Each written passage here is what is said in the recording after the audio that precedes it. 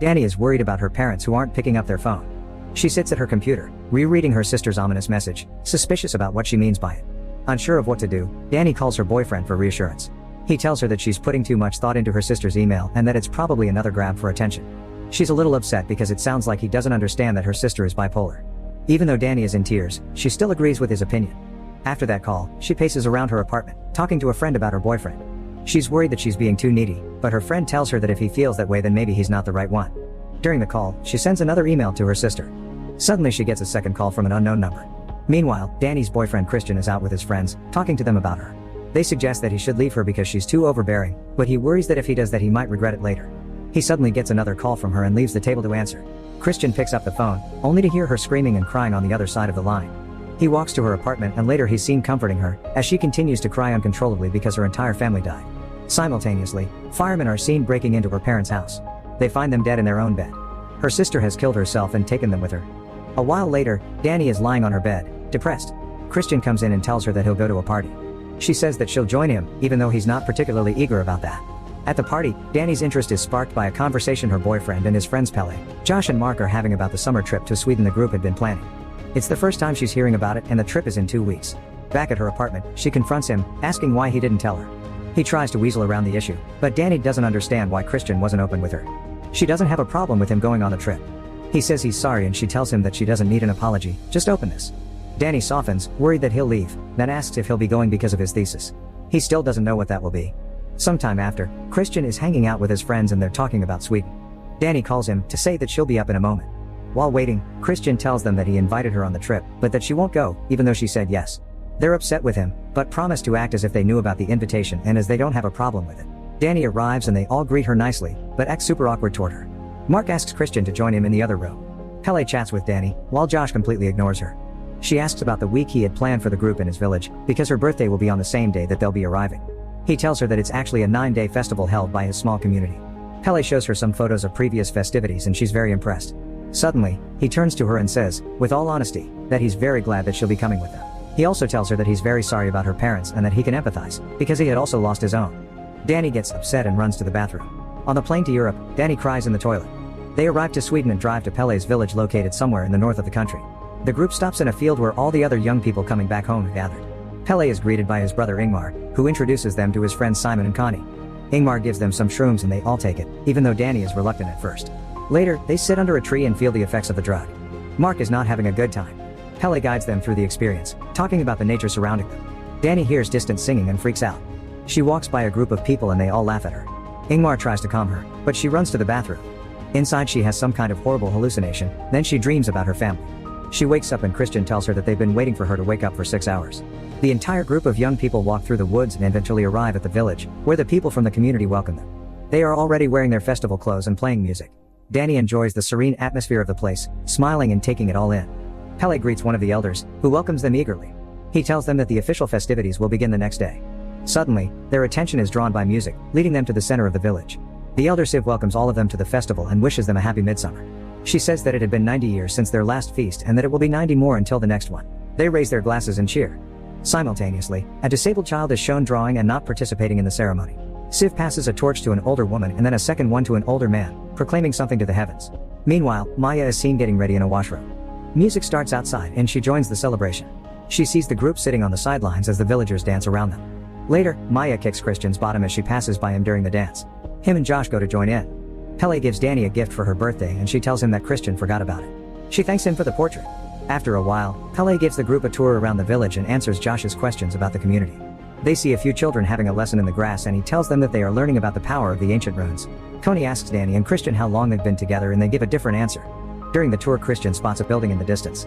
It's a sacred temple, which no one is allowed to enter. The group splits up in two. Ingmar and his guests pass by a caged bear. He shows them a long parchment that tells a love story. Pelle takes his friends to their accommodation in a beautifully decorated cabin, which is shared by all of the people of the community. Danny goes to look around the building and finds a wall of photos with the May Queens. Meanwhile, Pelle tells Christian that he forgot her birthday. Danny asks about the wall, prompting the whole group to come over. Christian calls her outside and starts singing happy birthday to her, while trying to light a birthday candle. He lies to her first, saying that he didn't forget but got messed up because of the constant daylight. But when she sees through him, he apologizes and she blows out the candle. That night, everyone is preparing for bed and Pelle tells them that the first day of the festival is very important. Josh knows why, but neither him nor Pele share that with the rest of them. Christian wants to search for it, but has no cell service. The next day, the celebration for the first day of the festival is underway. Everyone joins the community table in front of the sacred temple, as young girls are seen picking flowers. Christian asks how long they will have to stand and Pele tells him that they'll stand until it's right to sit. Danny comes over and gives him flowers, then a boy rings a bell and the old couple that received the torches the previous day arrive at the table. The two of them sit down and everyone follows. Josh asks if they are the ones and Pele confirms it. The couple begins eating and all the others follow again. Mark spots a girl he likes on the other side of the table. Danny talks to one of the women who tells her that the babies there are raised by everyone. The couple stands up and performs some kind of ritual. Everyone stands and drinks in their honor. Then the two of them get carried away on their chairs. All of the people follow them again, except Mark. Everyone is gathered around a large cliff, looking up at it. They're waiting to witness the sacred custom. The couple gets carried on top of the cliff and the distant sounds of a horn can be heard. Josh stands next to Pele, asking if he can read the scrolls that one of the elders is reading out of. The old man and woman get their hands sliced open and they paint their blood over some ancient runes. The woman appears on the top of the cliff first. She jumps and crashes on the ground. Danny is completely shocked. Ingmar tries to calm Simon and Connie, who are beside themselves. Then the man appears on the cliff as well. He jumps, but falls on his feet and doesn't die. He gets beaten to death with a wooden hammer. The foreigners are freaking out and Siv explains the custom to them. She wants them to understand that it is a great joy for them and that when it's her turn it will be a great joy for her too. Siv says that they give their life away before it can spoil. Then she turns to Danny and says that it is not good to dodge the inevitable, since it corrupts the spirit. The community is walking back to the village and the foreigners are running up front, with Danny ready to fall apart. Christian comes back to the cabin and finds Josh there, working on his thesis. He tells him that he's decided to make his thesis on the village as well. Josh is angry because Christian already knew he was going to write his thesis on the Midsommar festival. He tells him to find his own subject and passion, not take his. But Christian is adamant. He offers him to collaborate on the thesis or do separate ones on the same subject. Josh goes to talk to Pele immediately, but he tells him that it doesn't matter what either of them want to write about because the elders are very protective of their rituals and they won't allow them to write about the village. He tells him that he'll talk to the elders to get him off his back. Meanwhile, Danny is packing frantically, but Pele comes over to talk to her. He apologizes, saying that he wanted to share this experience with his friends. She tells him that she doesn't understand anything and Pele says that he was most excited for her to come. He tells her that he understands what she's been going through, because he lost his parents in a fire when he was young. Yet he found a new family in the community and he wants to give that to her, because she deserves a real family. Later that day, the bodies of the old couple get disposed off in a ritual way. Christian checks on Danny, but she asks if he was even disturbed by what they saw.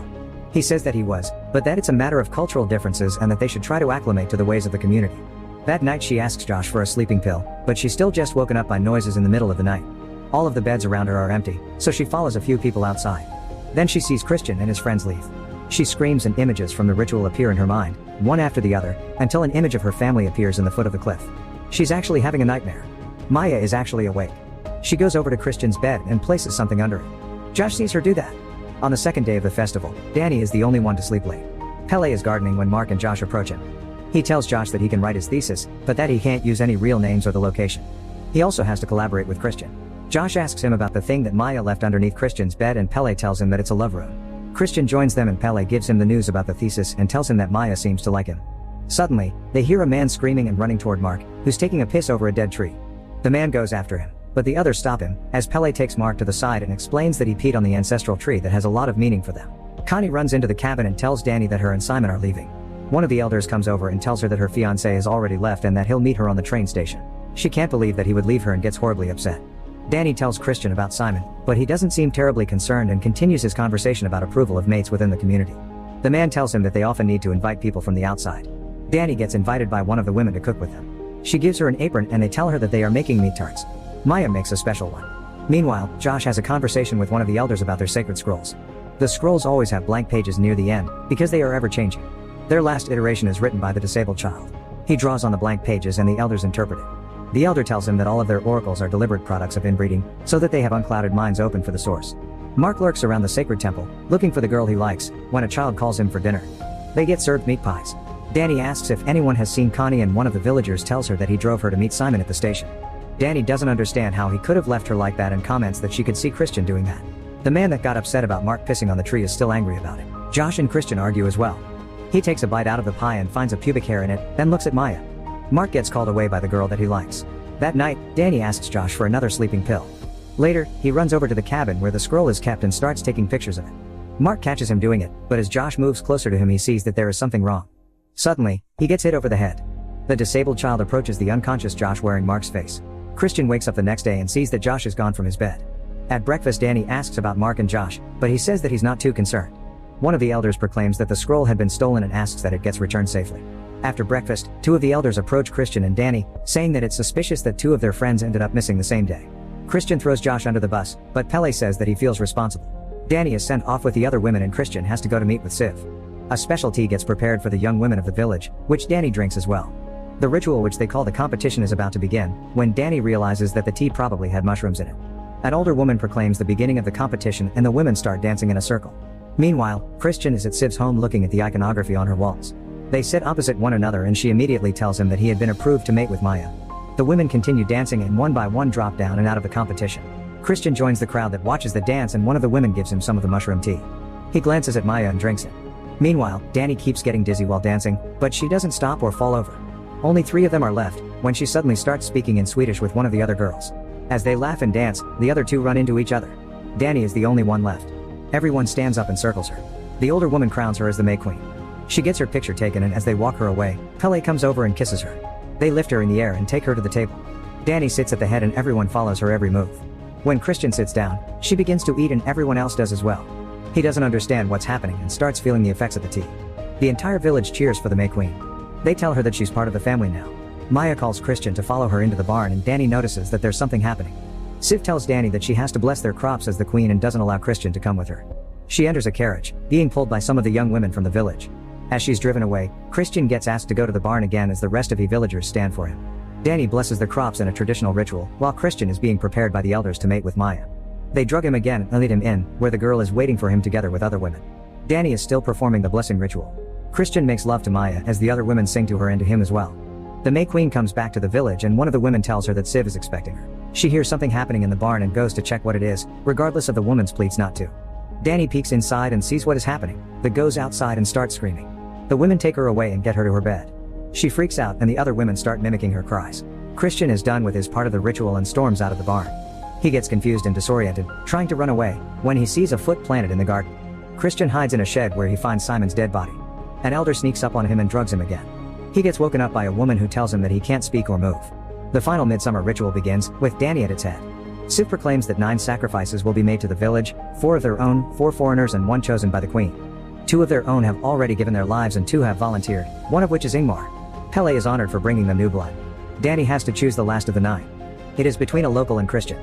She makes her choice. The bodies are being taken to the sacred temple at the foot of the village and are carefully placed inside. The final is being prepared by the elders and a few children.